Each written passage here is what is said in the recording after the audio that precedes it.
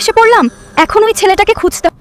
মা হঠাৎ করে এত বেশি অবস্থায় আছে জানি না, তবে অনেকে বলা যায় না। এই তোরে না আমি কে? এবার আর ওদের নিস্তার না। ও আচ্ছা। চলো তবে তাড়াতাড়ি এখান থেকে বেরিয়ে পড়ি। পড়ি শোনো, আমরা ওই ডাইনির কথা শুনে ওর বাড়িতে যেয়ে অনেক বড় ভুল করেছি।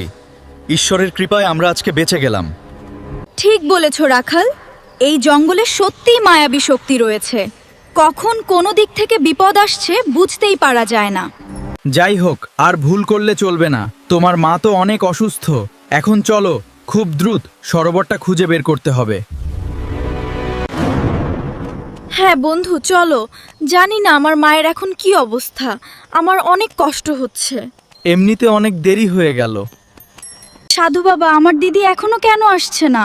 ওই অচেনা পৃথিবীতে আবার কোনো বিপদে পড়লো না তো? আমার অনেক ভয় করছে। তোমার দিদি সুরক্ষিত আছে, চিন্তা করো না। তোমাকে একটা সত্যি কথা বলি, আমি যখন তোমাকে প্রথম দেখেছি তখনই কেন জানি মনে হয়েছিল যে তোমার আর আমার অনেক পুরনো কোনো সম্পর্ক রয়েছে। পৃথিবীর ওই রাখাল কোনো সাধারণ মানুষ না, ও তোমাদের বংশধর। ওই রাখাল তোমার পিসির ছেলে, কিন্তু এক অভিশাপের কারণে সে মানুষ হয়ে গেছে।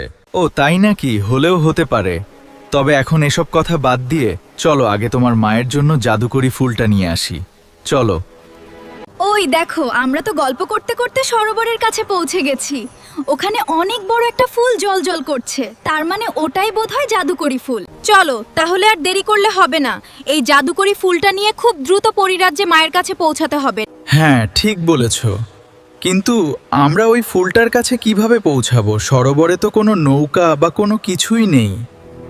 তুমি বোধহয় ভুলে গেছো যে আমি একজন পরী। আমাদের নৌকার প্রয়োজন হবে না, চলো আমার হাত ধরো।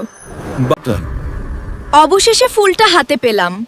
এখন খুব তাড়াতাড়ি আমাকে মায়ের কাছে ফিরতে হবে, না হলে সব শেষ হয়ে যাবে। এই অল্প সময় তোমার সাথে থেকে আমি তোমার প্রতি মুগ্ধ হয়ে গেছি। তোমার এই ঋণ আমি কখনো শোধ করতে পারবো না। তবে এবার আমি আসি। পরি, তোমাকে একটা সত্যি কথা বলি, তোমার সাথে সত্যিই আমার অনেক পুরনো সম্পর্ক রয়েছে। তুমি তোমার পরিরাজ্যে গিয়েই জানতে পারবে। আবার দেখা হবে। রাখাল আমাকে কি বলতে চাইলো?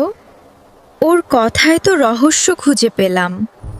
ও আসলেই কি আমার কেউ হয়?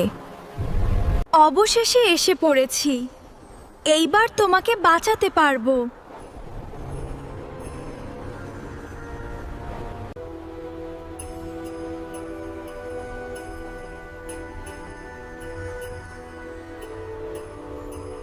মা, আমি ফিরে এসেছি। এবার আমি তোমাকে এই ফুলটা শোকাবো, আর সকালেই তুমি সুস্থ হয়ে যাবে।